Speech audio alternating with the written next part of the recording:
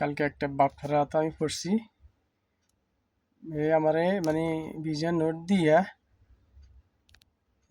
দিয়া বলতেছে টাকা, বা পরবর্তীতে আবার টাকা আমার থেকে রিটার্ন নিছে। রিটার্ন নেওয়ার পরে সে বলতেছে যে আমার থেকে টাকা রিটার্ন নেয়নি। মানে সুতা, মানে একটা সুতার নিবেলে দামাদামি করতেছে আমার সাথে। দামাদামি করার পরে আমার বলতেছে টাকাটা যে সুতা ফেরত দিব, টাকা ফেরত দিবার লেগে। তো আমি টাকা ফেরত দিয়ে দিছি আরে, বিশ দিন ফেরত দিয়ে দিতেছি আরে ফেরত। আমার ওদিকে দেখ, ওদিকে দেখ, ওদিকে দেখ, ওদিকে দেখতে পেয়েছে ওই সুতা দিয়ে আমারে ফট করে সেই টাকাটা কি করছে, ওই যে মোবাইলে ঢুকাইছে।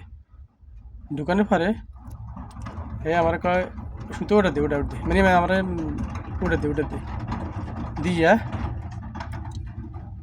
বলতেছে সুতোটা দিয়ে কথা বললে বিশ দিন ওটা মোবাইল ঢুকাইছে। এই মোবাইল থেকে মোবাইল হাতে নিছে।